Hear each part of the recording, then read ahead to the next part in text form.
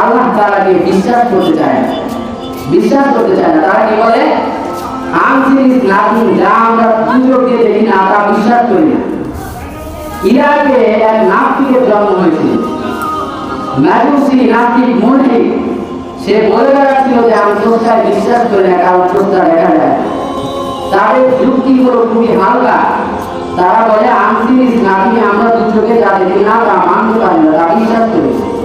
ইরাকের লোকেরা তখন বললো যে ঠিক আছে, তুমি যে স্রষ্টাকে খুঁজে পাও না, আমাদের একজন ইমাম আছে, তিনি তোমাদের স্রষ্টা দেখাই দিন।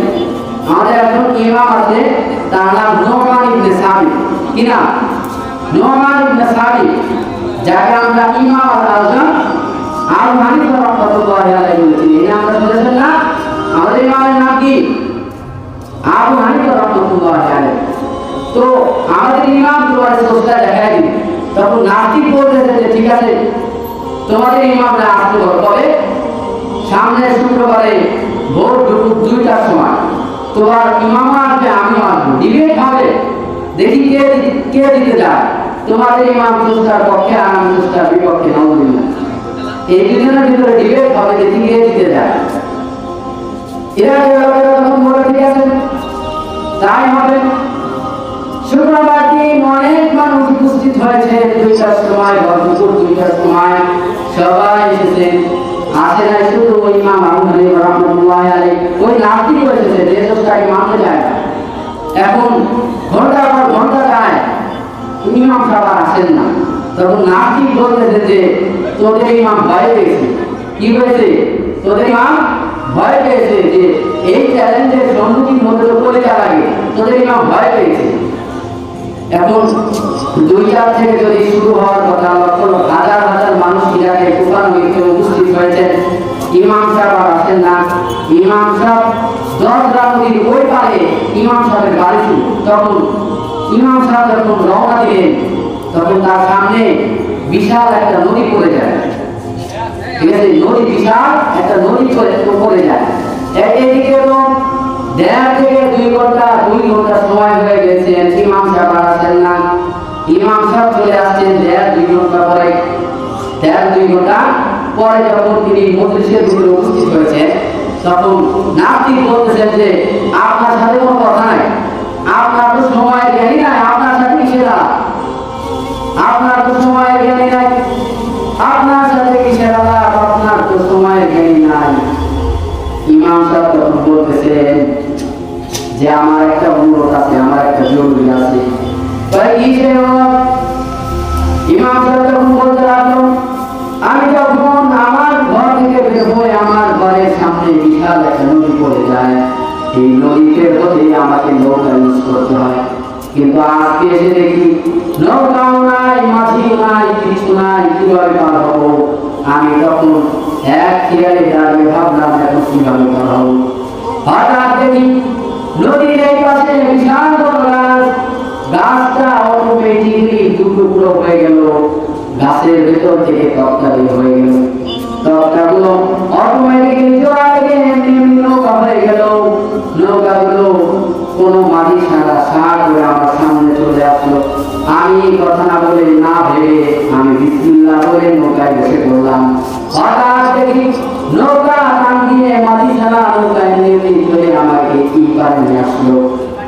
এই যে নৌকা হওয়া, মাঝি হওয়া, তক্তা হওয়া, কোনো মিস্ত্রি ছাড়া তক্তা হওয়া, তক্তা জোড়া লেগে এমনি নৌকা হওয়া, এই প্রসেসিং হতে আমার 1.5 থেকে 2 ঘন্টা সময় লেগে গেছে। I am extremely sorry for that. আর আমি দুঃখিত, এই জন্য আমার দেরি হয়ে গিয়েছে। নাস্তিক বললেন, এ কেমন কথা আপনি বলেন?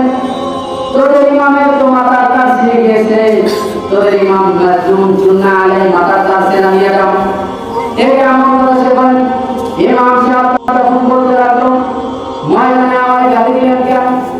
মাধ্যম শব্দ ব্যবহার করলেন কেন? তাসিরা করে ডাকলেন কেন? মাধ্যম শব্দ ব্যবহার করলেন কেন?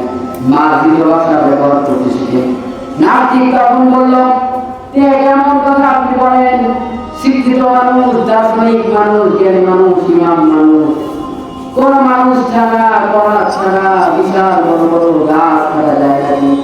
মিস্ত্রি ছাড়া তক্তা বানানো যায় মিস্ত্রি ছাড়া তক্তা জোড়ালে এমনি নৌকা হয় নাকি?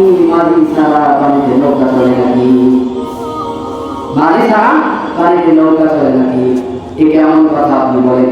ইমাম সাহেব তখন বললো, না আমরা লাইন, এই তো আপনি লাইনে আসছেন, এই লাইনে আনার জন্য কি এত গল্প?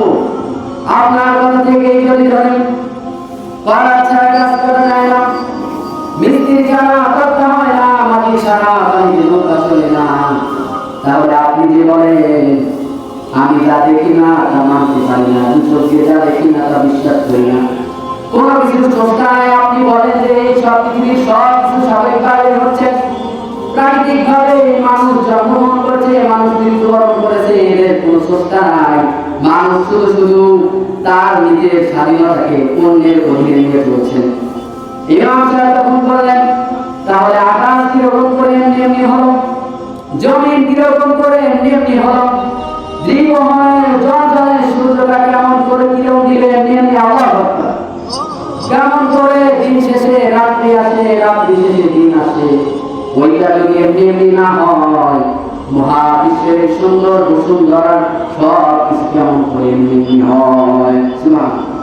তাহলে আপনি যে বলেন যে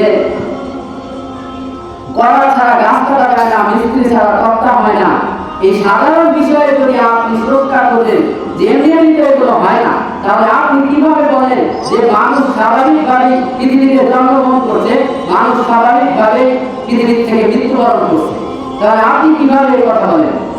নাস্তিক তখন বললেন যে আসলেই তো আমি মূল্য কথা, এভাবে তো কখনো ভেবে দেখি নাই, আসলে তো এই পৃথিবীতে সব কিছু এমনি এমনি হয় না, এই সব কিছু